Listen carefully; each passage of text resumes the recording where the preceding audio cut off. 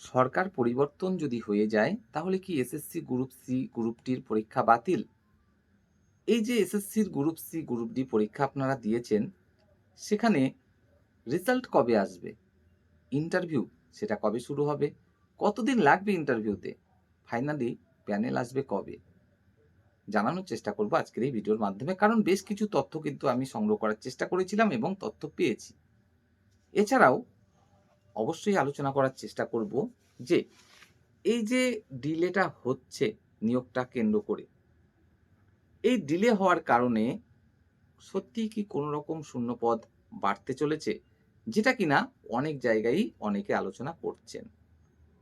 চলুন একে, একে প্রত্যেকটা প্রশ্ন নিয়ে উপস্থিত হই আমরা এই ভিডিওর মাধ্যমে। ১ম এই যে প্রশ্নটা সেটা হলো ভ্যাকেন্সি বৃদ্ধি। হ্যাঁ, ভ্যাকেন্সি বৃদ্ধি নিয়ে বিভিন্ন জায়গায় বিভিন্ন জন আলোচনা করছে বটে।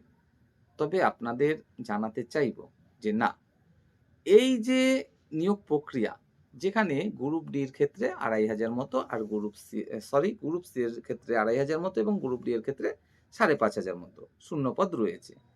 যেটা এসএসসি বিজ্ঞপ্তি দিয়েছিল, আপনারা পরীক্ষাটা দিয়েছেন। এখানে আর অতিরিক্ত একটি শূন্যপদও কিন্তু সংযোজিত হতে পারে না, কোনো রকমেই না।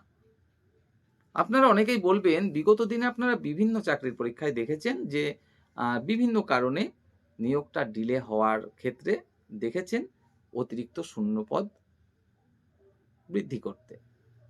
কিন্তু এই ক্ষেত্রে সেটা কেন সম্ভব নয়? এক্ষেত্রেও তো ডিলে হচ্ছে, শূন্যপদ তৈরি হচ্ছে। এসএসসি চাইলেই তো পারে শূন্যপদ বাড়িয়ে দিতে।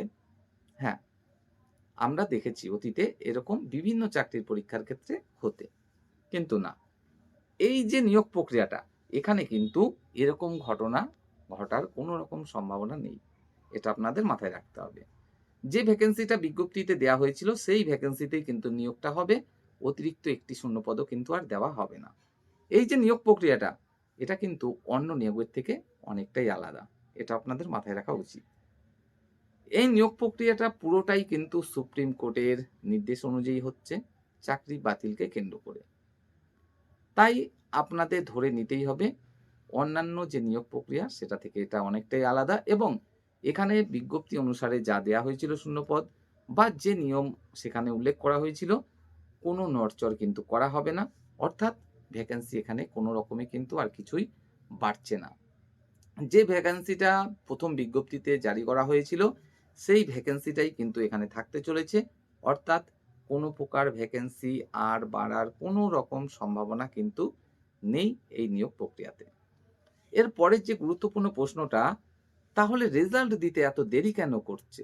হ্যাঁ, এর একটাই কারণ, কারণটা হলো ভোট। তৎকালীন সরকার, টিএমসি সরকার তারা কিন্তু চেয়েছিল ভোটের আগেই নিয়োগটা কমপ্লিট করতে। কিন্তু না, সেটা সম্ভবপর হয়ে ওঠেনি। তারা এটাই ভেবেছিল যে এসআইআর এর কারণে, যেহেতু এসআইআর এর কাজ পুরোপুরি কমপ্লিট করতে পারেনি নির্বাচন কমিশন।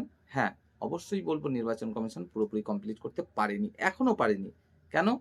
শেষ বেলায় আমরা দেখেছিলাম যাদের ভোট নাম কাটা চলে গেছে, তাদের কাছ থেকে অনলাইন এবং অফলাইনে কিন্তু আবারও কিন্তু দরখাস্ত জমা নেওয়া হয়েছে নামটা তোলার জন্য। না, তাদের আর কিন্তু পরে শেষ মুহূর্তে আমরা দেখিনি যে ডাকতে এবং ডকুমেন্টস ভেরিফিকেশন করতে। অর্থাৎ এসআইআর এর কাজ পুরোপুরি কমপ্লিট করতে পারেনি।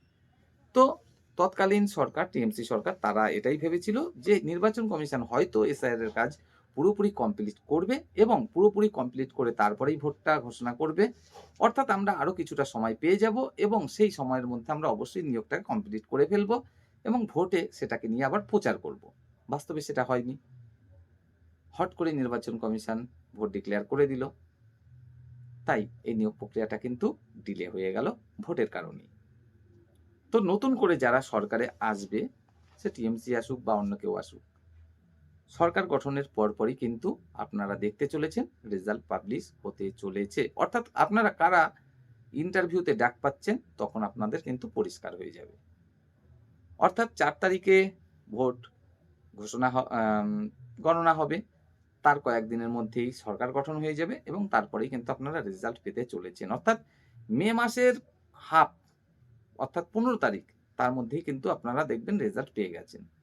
এবার কথা হলো, তাহলে ইন্টারভিউ কবে শেষ হবে? আর শুরুই বা কবে হবে? ইন্টারভিউ শুরু এবং শেষ সময় লাগবে খুব বেশি হলেও ১ থেকে ২ মাস। তার বেশি কিন্তু সময় লাগবে না। কেন লাগবে না? কারণ এক্ষেত্রে ক্যান্ডিডেট সংখ্যা, হ্যাঁ, লক্ষ, লক্ষ রয়েছে। কিন্তু ডাক তো সবাই পাবে না। ইন্টারভিউতে ডাক পাবে খুবই সীমিত সংখ্যক ক্যান্ডিডেট। ভ্যাকেন্সি অনুযায়ী কিন্তু এখানে ডাকা হবে। এখানে কিন্তু প্রত্যেককে ডাকা হবে না ইন্টারভিউতে। এটা আপনাদের মাথায় আশা করি আছে।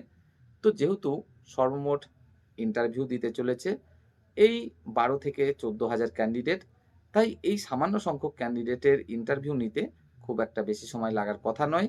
আর যেহেতু সুপ্রিম কোর্টের নির্দেশ অনুযায়ী পুরো চাকরি বাতিলকে কেন্দ্র করে এই নিয়োগটা হচ্ছে, তাই এটা দ্রুততার সাথে কিন্তু কমপ্লিট করা হবে এবং যেহেতু মে মাসের মাঝামাঝি আপনারা রেজাল্ট পেতে চলেছেন, জুলাই মাসের মাঝামাঝির মধ্যে আপনারা দেখবেন যে ইন্টারভিউ কমপ্লিট করে প্যানেলও কিন্তু প্রকাশ করে দেওয়া হয়েছে।